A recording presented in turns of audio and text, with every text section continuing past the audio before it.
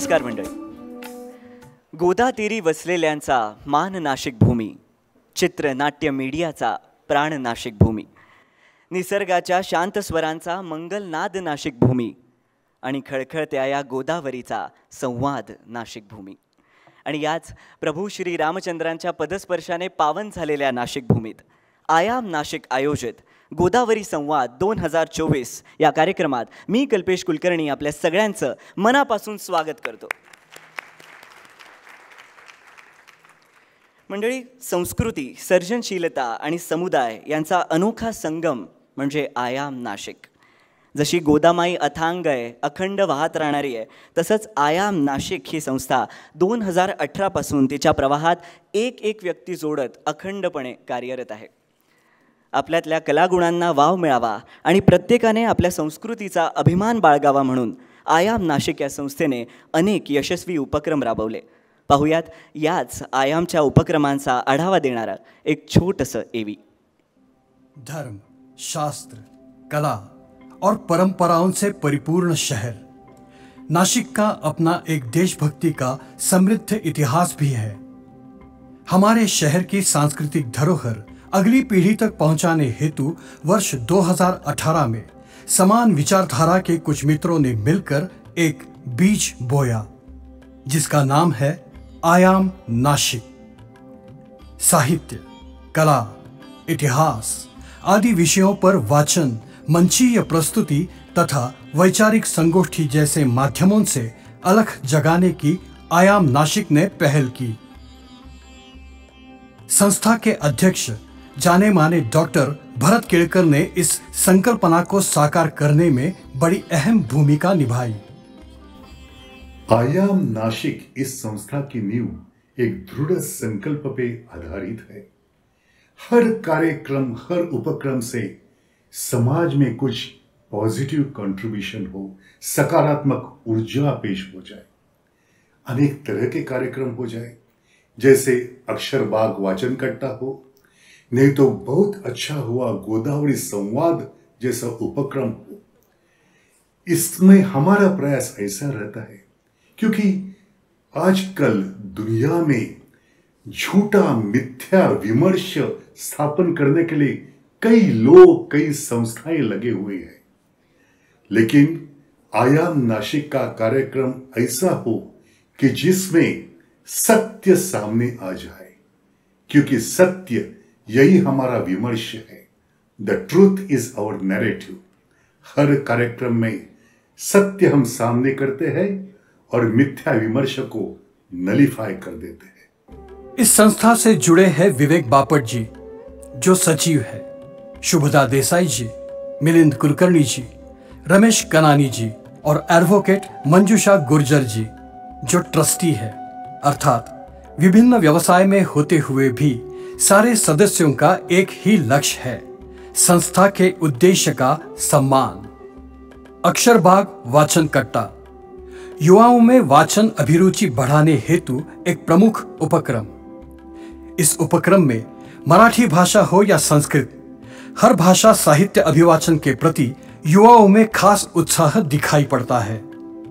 आयाम दुर्गा महिलाओं से प्रेरित, महिलाओं द्वारा आयोजित और केवल महिलाओं के लिए ट्रेकिंग एक्टिविटी अर्थात गिर्यारोहण, जो वर्ष 2018 से हर महीने आयोजित की जाती रही है. 30 साल से 70 साल की उम्र तक हर महिला शुभदा जी के नेतृत्व में स्वास्थ्य, शक्ति और साहस का अनुभव करते हुए आनंद प्राप्त करती है. वर्ष 2022 में अपनी परिसीमाओं को बढ़ाते हुए इन महिलाओं ने हिमालयन ट्रेक का यशस्वी आयोजन कर लिया, जो हर किसी के लिए यादगार रहा. आयाम नाशिक ने पहली बार महिलाओं के लिए विमेंस ड्राइव का आयोजन किया था. नाशिक की तमाम महिलाओं ने अपनी सहभागिता से जिसकी शोभा बढ़ाई. आयाम जागर ये उत्तम व्यक्तित्व विकसित करने हेतु संस्था द्वारा आयोजित एक प्रेरक और उद्बोधक व्याख्यान श्रृंखला है. इस श्रृंखला में प्रख्यात मनोविज्ञानी सुश्री आनंद नाडकर्णी जी ने छत्रपति शिवाजी महाराज, महात्मा गांधी जी या नेताजी सुभाष चंद्र बोस आदि महनीय व्यक्तित्व के अतुल चरित्र का परिचय कराया। साथ ही समृद्ध राष्ट्र निर्माण उद्देश्य से कुछ महत्वपूर्ण विषयों पर व्याख्यानों का आयोजन किया गया। भारतीय जनता पार्टी के तत्कालीन उपाध्यक्ष माननीय श्री सुनील जी देवधर, ज्येष्ठ वार्ताहर भाऊ साहेब तोरसेकर जी, अभिनेता तथा लेखक योगेश सोमण जी आदि विचारवंतों के व्याख्यानों ने इस श्रृंखला को आगे बढ़ाया। आयाम अवलिया, अपनी क्षमताओं को चुनौती देकर अलग राह अपनाने वाले खास लोगों को आमंत्रित कर उनसे वार्तालाप तथा उनके अनुभव साझा करने का ये मंच है। वर्ल्ड साइकिल एक्सपीडिशन के सुविख्यात श्री योगी जी, विश्व की अत्यंत कठिन आयरन मैन स्पर्धा विजेता तथा नासिक के भूतपूर्व पुलिस आयुक्त माननीय श्री रविंद्र सिंघल जी व उनकी सुपुत्री रावीजा जी, जो आशिया की सबसे कम उम्र में आयरन मैन खिताब जीतने वाली पहली महिला रही। संगीत वाद्य यंत्र ऑर्गन, जो पहले मराठी संगीत नाटकों में प्रमुख वाद्य हुआ करता था, उसे पुनरुज्जीवित कर एक्सपोर्ट करने वाले डॉक्टर उमाशंकर दाते जी, या अंतरराष्ट्रीय स्तर पर प्रशंसित डॉक्यूमेंट्री फिल्म मेकर सुश्री हेमल त्रिवेदी जी जैसे विभूतियों ने इस मंच की शोभा बढ़ाई।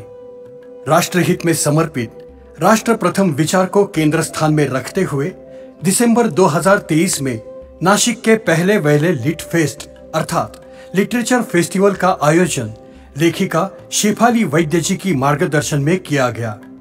इस मंच पर आज के नवमाध्यमों से अपने हिंदुत्व विचार रखने वाले लेखक एडवोकेट जे साई दीपक जी, ज्ञानवापी केस और वक्फ बोर्ड के अभ्यासक एडवोकेट विष्णु जैन जी ने अपने विचार प्रस्तुत किए। साथ ही सोशल एक्टिविस्ट तुषार दांगुड़े जी, भरत अमदापुरे जी और अभिजीत जोग जी भी शामिल हुए थे। स्वतंत्र वीर सावरकर सम्मान इस कार्यक्रम का बहुत ही महत्वपूर्ण हिस्सा रहा।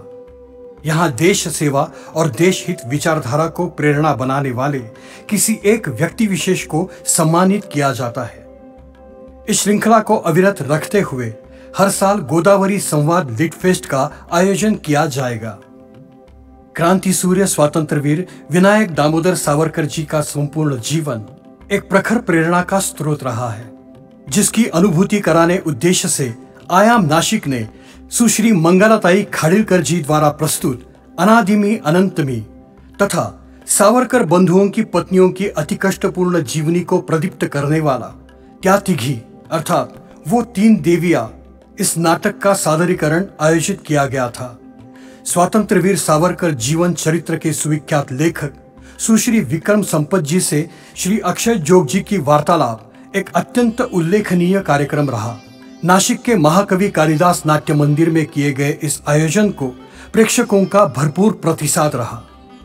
राष्ट्र प्रति समर्पण, निष्ठा तथा आदर भाव जागृति से निर्मित एक स्वस्थ समाज, यही उद्देश्य है आयाम नासिक का।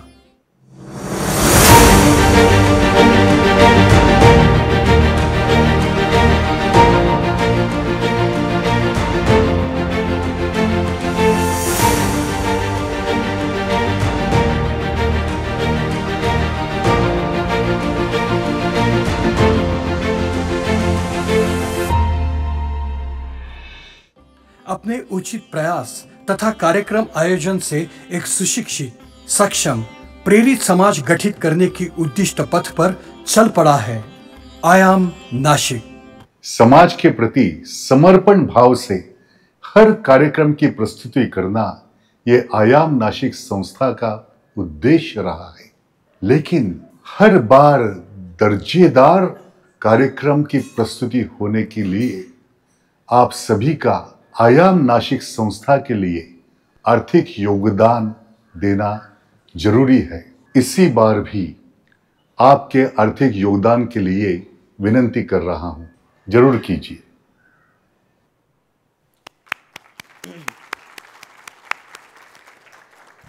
हे सगळं पाहिल्यावर खरंच मनापासून असं वाटतं की कला, संस्कृती आणि खेळ या सगळ्यांचा वारसा जपणारी आयाम नासिक ही संस्था फक्त आमच्या पिढीसाठीच नाही तर येणाऱ्या अनेक पिढ्यांसाठी प्रेरणादायी ठरेल यात मुळीच शंका नाही। जसं नात्यांमध्ये आलेले अडथळे संवादाने मोकळे होत असतात, तसंच विचारांमध्ये आलेले अडथळेसुद्धा दूर करण्यासाठी हवा असतो तो संवादच। आणि म्हणूनच विविध क्षेत्रातल्या दिग्गजांचे विचार ऐकून आपल्याला आत्मचिंतन करता यावं, आपल्या विचारांना चालना मिळावी म्हणून आयाम नाशिकने गोदावरी संवाद हा उपक्रम सुरू केला. पाहूयात त्याचं एक छोटंसं मागच्या वर्षीच्या आठवणींचं रील.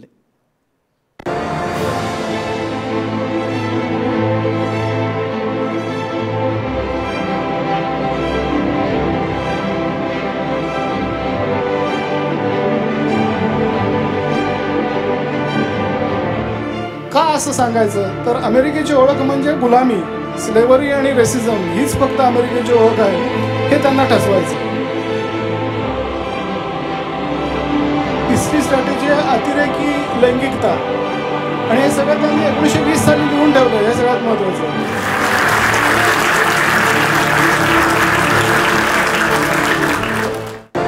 नॅरेटिव्ह सेट होत असताना या सगळ्या वेगवेगळ्या प्रश्नांना समाज म्हणून आपण कोणत्या दिशेने बघावं, हे प्रश्न कसे हाताळावे, याचे काही वेगवेगळे विचार असू शकतात. त्या सगळ्या विचारांच्या मुळात म्हणजे मतभेद असू शकतात की मग तो पर्यावरणाचा प्रश्न असेल, स्त्री प्रश्न असतील, धर्माचे प्रश्न असतील, धर्मजागरणाचे प्रश्न असतील, त्या प्रश्नांना कसं हाताळावं यात मतभेद असू शकतात. पण जर आपल्याला सर्वांना हे मनापासून माहिती आहे की आमच्यात मतभेद जरी असले तरी आमचा मूळ हेतू चांगला आहे तर इट्स ओके. एक्ट 1995 पास होने से पहले ऐसी एक भूमिका, ऐसा एक बैकग्राउंड और ऐसी एक नींव रखी गई जिसकी वजह से वफ एक्ट 1995 पारित हो पाया. और वो नींव थी एक फेक नैरेटिव की, और वो फेक नैरेटिव है सेक्युलरिज्म का. संविधान सभा की जितनी डिबेट है उस पूरी डिबेट का अगर आप अध्ययन करें, डिटेल्ड एनालिसिस करें, तो संविधान सभा की डिबेट में सेकुलर वर्ड 3 बार डिस्कस हुआ और 3 बार उस वर्ड को रिजेक्ट कर दिया गया. अगर आज कॉन्स्टिट्यूशनल कोई भी प्रिंसिपल्स को हम एनालाइज करने जाते हैं और जहां पे थोड़ी सी एनोमली होती है तो वहां पे सुप्रीम कोर्ट या हाई कोर्ट ये देखती है कि संविधान सभा की डिबेट में इसके ऊपर क्या चर्चा हुई थी. एक्ट 9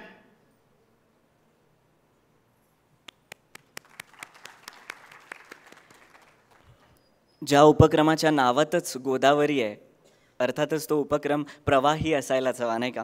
त्यामुळे इथे येऊन विचारवंत जे आपले विचार प्रकट करतील तो वारसा, तो प्रवाह पुढे नेण्याची जबाबदारी ही आपल्या सगळ्यांची आहे. याच ध्येयासह, याच मोटिव्हने आपण आजच्या कार्यक्रमाची सुरुवात करूयात. मी विनंती करतो आयाम नाशिकचे अध्यक्ष डॉक्टर भरत केळकर यांना की त्यांनी मान्यवरांना व्यासपीठावर आमंत्रित करावं. मी विनंती करतो आजचे प्रमुख पाहुणे माननीय पोलीस आयुक्त श्री संदीप कर्णिक यांना की त्यांनी मंचावर यावं. त्यासोबतच आजचे वक्ते श्री अभिजित जोग यांना मी विनंती करतो की त्यांनीसुद्धा मंचावर यावं. पॅनलिस्ट वैशाली करमरकर यांना मी मंचावर आमंत्रित करतो. त्यासोबतच क्युरेटर शेफाली वैद्य यांनासुद्धा मी मंचावर आमंत्रित करतो. पॅनलिस्ट श्री दीपक करंजीकर यांनासुद्धा मी मंचावर आमंत्रित करतो. आपल्या पहिल्या सेशनचे क्युरेटर श्री ओमकार दाभाडकर यांना मी मंचावर बोलवतो. त्यासोबतच ॲडव्होकेट आशिष सोनवणे यांनासुद्धा मी मंचावर आमंत्रित करतो. जोरदार टाळ्या या सगळ्यांसाठी.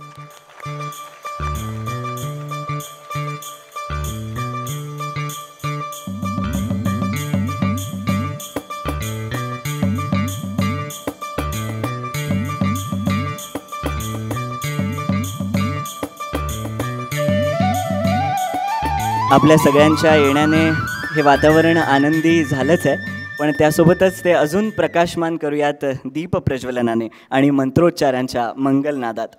मी विनंती करतो आजचे प्रमुख पाहुणे नाशिकचे माननीय पोलीस आयुक्त श्री संदीप कर्णिक यांना आणि मंचावरील सगळ्या मान्यवरांना की त्यांनी दीप प्रज्वलन करावं. त्यासोबतच मी आमंत्रित करतो घनपाठी राहुल बेळे गुरुजी आणि राहुल शुक्ल गुरुजींना की त्यांनी मंत्रोच्चारांनी हे वातावरण मंगलमय करावं.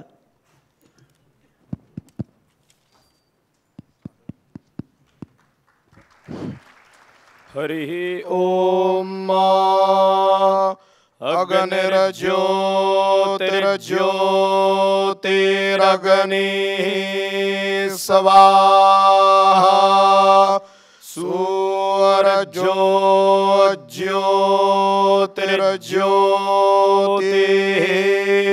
सुवर्जा स्वाहा अग्निर्वरचो ज्योतिर्वरचा स्वाहा सुवर्जो वरचो ज्योतिर्वरचा स्वाहा ज्योति सुवर्जा सुवर्जो ज्योतिः स्वाहा सदसपतिमद्भूतां प्रियामिन्द्रस्य काम्यां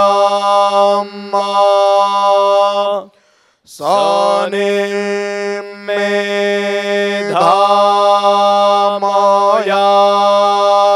शिखग्स्वाहा जामेधान्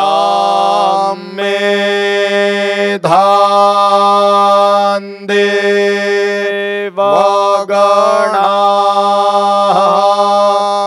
पितरश्चोपासते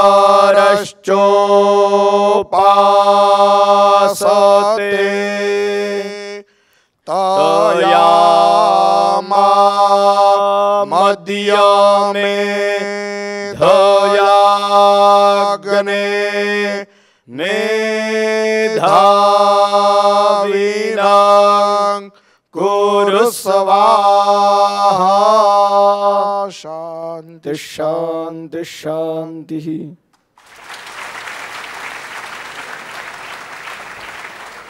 खूप खूप धन्यवाद. खरंच या मंत्रोच्चारांच्या मंगलनादात वातावरण प्रफुल्लित झालं आणि त्याची अनुभूती यायलासुद्धा सुरुवात झाली आहे.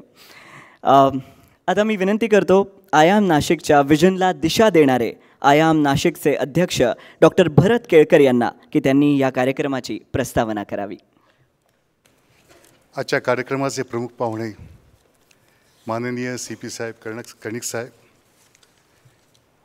व्यासपीठावरील सर्व मान्यवर आणि नाशिकचे सर्व राष्ट्रभक्त नागरिक हो. राष्ट्र प्रथम हाच मूळ हेतू घेऊन गोदावरी संवाद हा चालू झालेला आहे. अशा वेळेला हे आपल्या सगळ्यांना माहिती आहे का की भारत देश एका विलक्षण युद्ध स्थितीमधनं जातोय म्हणून. This is called a 5th generation of war. पहिल्या 4 जनरेशन्समध्ये एकमेकांशी युद्ध करणारी माणसं, शस्त्र, अस्त्र किंवा छोटे छोटे टेररिस्ट ग्रुप्स हे सगळे माहिती असतात. परंतु हे जे 5th जनरेशन ऑफ वॉर आहे हे बॅटल ऑफ नॅरेटिव्ज म्हणजे विमर्शांचं एकमेकांशी चाललेलं युद्ध आहे. तिथे एक्झॅक्टली कोण आपल्यावरती हल्ला करतंय हे माहिती नाही आहे आपल्याला.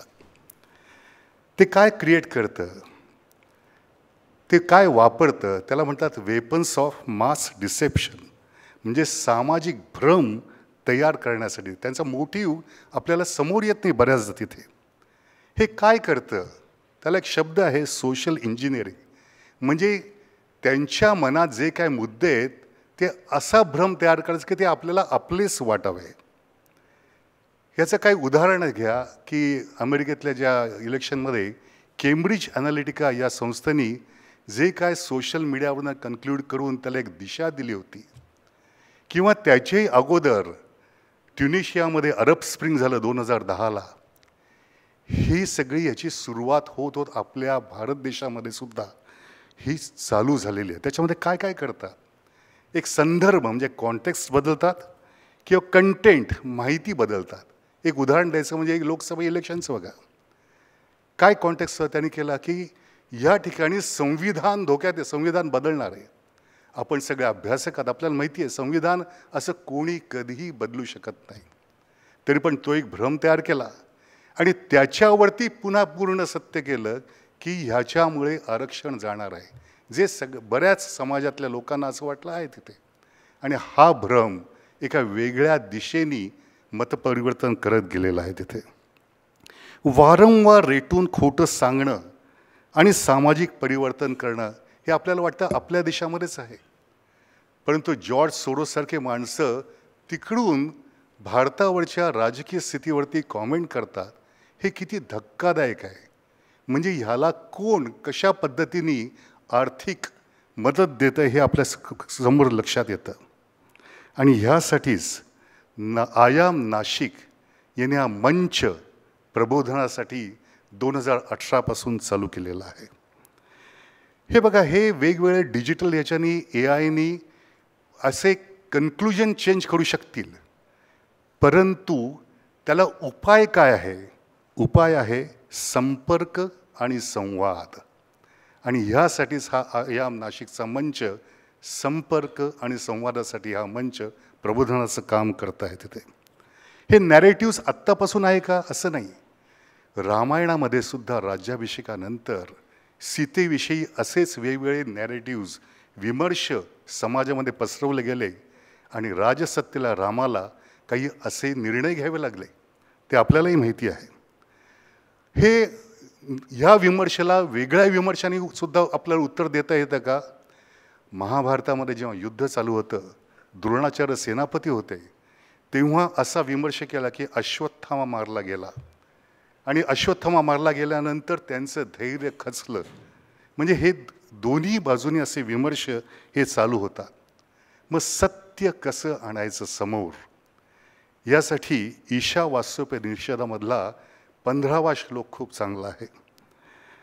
त्याच्यामध्ये हिरण्मयेन पात्रेण सत्यस्यापि हितं मुखम तत्वं पूषन्न पावृणु सत्यधर्माय दृष्टे. म्हणजे या झगमगीत गोष्टींनी आम्ही भ्रमित झालेलो आहे. देवा, आम्हाला सत्याचं मुख दाखव. खरं म्हणजे काय, आपण सगळे अर्जुन आहोत, संभ्रमित झालेलो आहोत. अर्जुनाला तरी भगवान श्रीकृष्ण तेव्हा आपल्या समोर होते आपल्याला सांगण्यासाठी. इथे आपणच सगळ्यांनी मिळून हे सत्य समोर आणायचं आहे तिथे. तर ह्यासाठी वेगवेगळे नॅरेटिव्ज ही आपली बात नाही. आयाम नाशिकचं जसं आता सांगितल्यानुसार सत्य हाच आपला विमर्श आहे. आणि हे सत्य उलगडून सांगायला हे सत्यशोधक अभ्यासक फॅकल्टी ही सगळी इथे आलेली आहे. आणखीनही काही 3 जण आत्ता मार्गावरती आहेत. आणि मला खात्री आहे की वेगवेगळ्या स्थितीमधलं हे जे सत्य आपल्यासमोर ह्या गोदावरी संवादामध्ये येतील. आजचा दिवस हा एक यज्ञ समजा. ही जी फॅकल्टी म्हणतील हे एक मंत्र समजा आणि त्याचं चिंतन करून आपल्याला हे सगळे विचार दुसऱ्यांपर्यंत पोहोचवणं हे आपलं कर्तव्य समजा. धन्यवाद.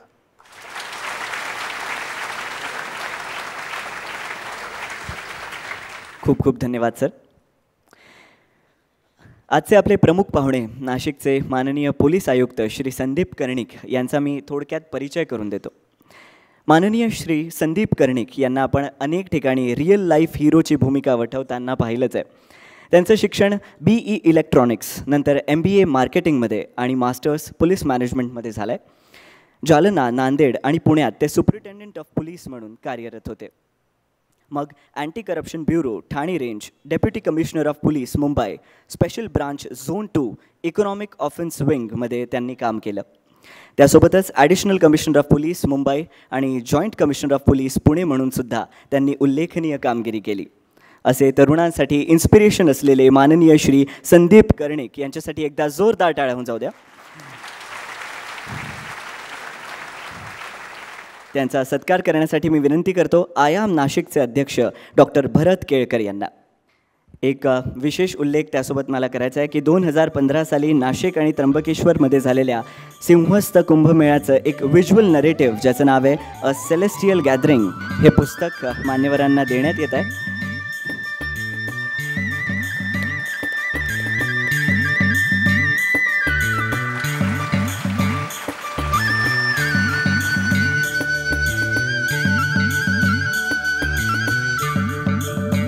खूप खूप धन्यवाद सर. मी नेहमी म्हणतो की हिरोज जे असतात ते मोठ्या पडद्यावर जे बघायला जातो ते तितके खरे नसतात, पण रिअल लाईफ हिरो आपल्यासोबत खरंच जे आहेत ते आपले पोलीस आयुक्त, त्यांची जर्नी त्यांच्याकडनं ऐकण्यासाठी किंवा त्यांचे प्रत्येक शब्द जो मुखातनं बाहेर येतो तो आपल्यासाठी प्रेरणादायीच असतो हे मी नेहमी म्हणतो. त्यामुळे मी विनंती करतो नाशिकचे माननीय पोलीस आयुक्त श्री संदीप कर्णिक यांना की त्यांनी आपलं मनोगत व्यक्त करावं.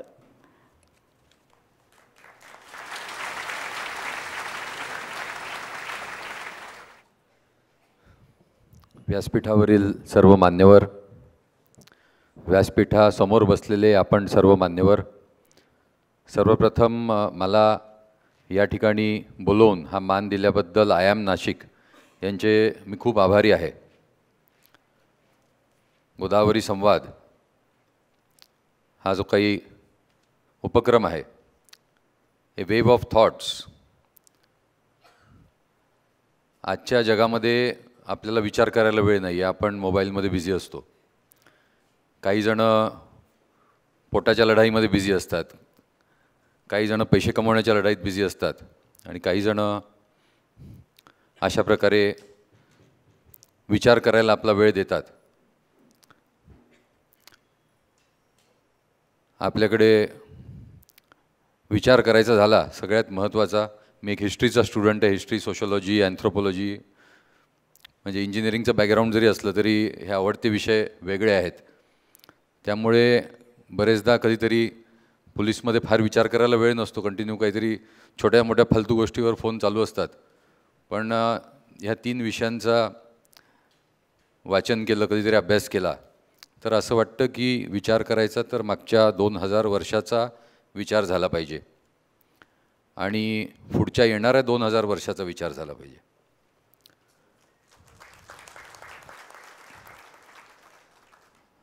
मागची 2000 वर्ष जर बघितली तर अनेक साम्राज्य झाली, सुवर्णयुग आपण ज्याला म्हणतो ती आली. 50 वर्ष, 100 वर्ष, 200 वर्ष, 300 वर्ष हा ग्राफ वरती राहिला आणि अचानक हे कधी साम्राज्य आणि सुवर्ण काळ कोसळला हे संपलं नाही, समजलं नाही आपल्याला. आता जे सुवर्णयुग चालू झालेलं आहे त्याच्यामध्ये we don't have the luxury, we cannot fail. आपल्याला हा जो ग्राफ वर गेलेला आहे तो कधीच खाली न येऊन देणं, आणि तो वर गेलेला ग्राफ फार वर गेला, खाली जरी आला तरी मध्ये कुठेतरी तो स्टेबल राहिला पाहिजे. अशा प्रकारचं कुठेतरी हे कसं करता येईल ह्याच्यामध्ये जे लोक विचार करणारे आहेत, जे थिंक टँक आहेत, मला वाटते व्यासपीठावर जे मान्यवर आहेत त्यांचं जे काही आत्तापर्यंत जे कॉन्ट्रीब्युशन आहे आणि अशा प्रकारचं खूप पुढेही त्यांचं महत्त्वाचं कॉन्ट्रीब्युशन हे आपल्या देशासाठी आत्ताच नाही तर पुढच्या 50, 100, 500, 1000, 2000 वर्षासाठी राहणार आहे असं मला वाटतं. आपण जो डीप स्टेटचा विषय घेतला, जर डीप स्टेट आणि नेशन स्टेट्स ॲट 2050 हा पहिलाच आपला हे आहे. आम्हाला पोलीसमध्ये थोडंसं प्रॅक्टिकल हे असतं, फार विचार करायला वेळ नसल्यामुळे. डीप स्टेट कितीही डेंजरस असलं, कितीही त्यांनी काही जुने केले असले, आपल्या अगेन्स्ट असलं, तर एखादा जर फॅक्टर असेल तर तो आपल्या बाजूनी असला पाहिजे. तो जर आपल्या बाजूनी नसेल तर त्याला आपण पेनिट्रेट करून आपल्या बाजूनी करून घेतला पाहिजे. ते जरी आपल्याला जमत नसेल तर आपल्याकडे आपण डीप स्टेट तयार केलं पाहिजे.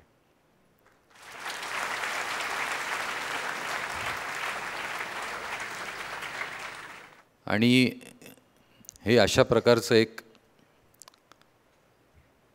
थिंक टँक किंवा अशा प्रकारचे जे विचारांची जे असतं, विचार माणूस मरू शकतो, विचार मरत नाहीत. आणि अशा प्रकारे सगळ्यात महत्त्वाचं मागचे 2000 वर्षाचा इतिहास आणि आजचं जे 2014 पासून जे काही डेव्हलपमेंट्स भारतात झालेले आहेत आणि पुढे होणार आहेत त्याच्यामध्ये पुढच्या 2000 वर्षाची मांडणी आणि त्याची स्ट्रेंथ आणि सुरक्षा ह्यामध्ये आपल्याला सर्वांना कॉन्ट्रीब्यूट करायचं आहे. आपल्याला म्हणजे आपण मान्यवर आणि आम्ही तर फार we are only foot soldiers. पोलीसमध्ये आम्हाला फूट सोल्जर्सचं काम असतं. त्यामुळे मेंटेनन्स ड्युटी आम्ही करतो. त्यामुळे आपण या ठिकाणी सर्व मान्यवर आणि आपल्या मार्फतीने आपण खूप चांगल्या चांगल्या मोठ्या ठिकाणी बोलता, मोठ्या मोठ्या विचारवंतांबरोबर आपण डिस्कस करता. तर मला वाटते हे आपण जर ह्याच्यामध्ये काही करू शकलो आणि आपल्याला आपली इकॉनॉमी, आपली सोसायटी, आपलं कल्चर आणि हिस्ट्री जर पुढचे 2000 वर्ष आपण स्टेबल ठेवू शकलो आणि मला वाटते त्याच्यासाठी हा जो काही नाशिक आयाम, गोदावरी संवाद हे जे काही उपक्रम आहेत ह्याचं खूप आपल्याला मदत होणार आहे आणि आपल्या पुढच्या वाटचालीसाठी खूप शुभेच्छा. आपल्या कुठल्याही गोष्टीमध्ये जर काही खारीचा वाटा आम्हाला उचलता आला मला वैयक्तिक, तर I will be very happy. या ठिकाणी उभं राहून आपल्या सगळ्यांशी बोलणं, व्यासपीठावरील हे सर्व मान्यवर, हे सगळे म्हणजे नॅशनल इंटरनॅशनल लेवलची सर्व मंडळी आहेत, तर त्यांच्यासमोर आपण माझा सत्कार केला, चीफ गेस्ट म्हणून ऑनर केलं मला आणि नाशिक पोलीसला, त्याबद्दल मी आपला खूप आभारी आहे. Thank you very much. जय हिंद.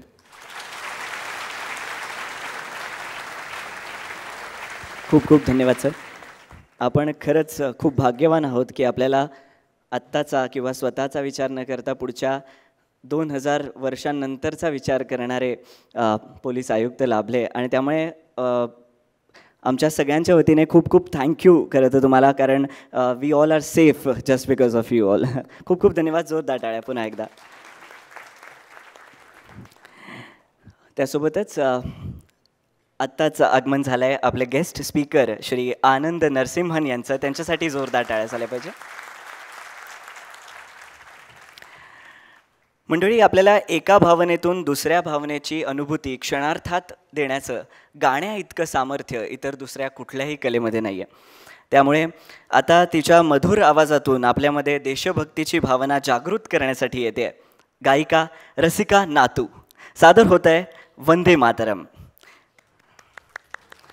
मी विनंती करतो सगळ्यांना की आपण मातृभूमीच्या सन्मानार्थ कृपया उभे राहूयात. Hello hello.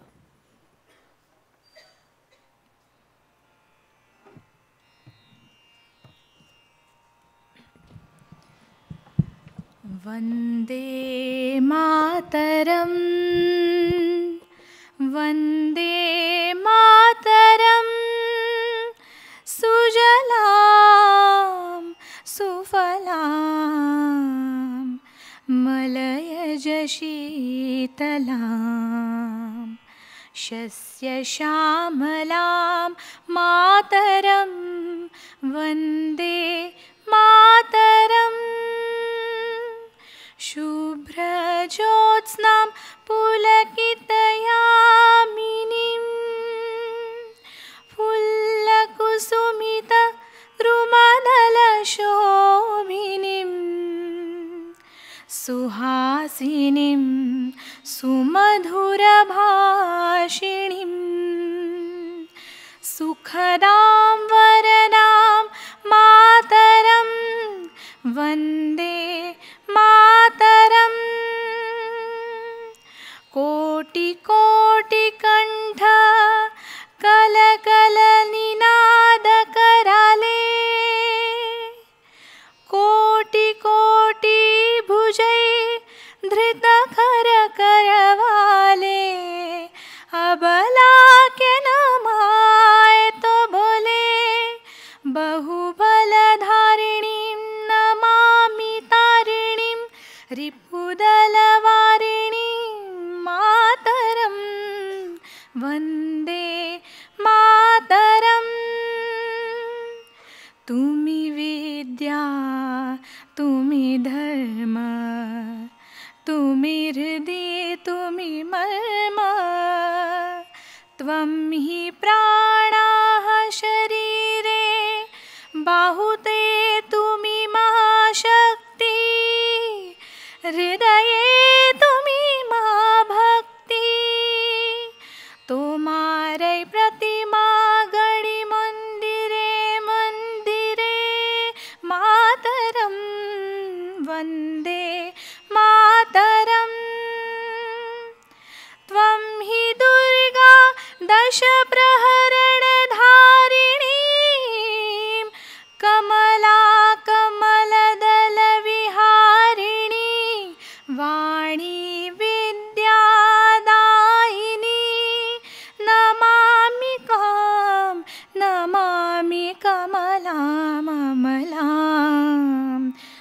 मातुलां सुजलां सुफलां मातरं वन्दे मातरं श्यामलां सरलां सुस्मितां भूषितां धरणी भरणीं मातरं मातरं वन्दे मातरं वन्दे मातरं वन्दे मातरं वन्दे मातरं. जय. खूप खूप धन्यवाद. खरंच खरं तर देशाप्रतीची आत्मीयता आपल्या सगळ्यांमध्ये कायम असतेच, पण जेव्हा जेव्हा आपण राष्ट्रगीत किंवा राष्ट्रीय गीत ऐकतो तेव्हा ती आणखीन प्रबळ होते आणि तीच आमच्या मनातली देशभक्ती प्रबळ केल्याबद्दल रसिकाताई, तेही तुझ्या खूप गोड आवाजात खूप खूप धन्यवाद. एकदा जोरदार टाळ्या रसिकाताईसाठी.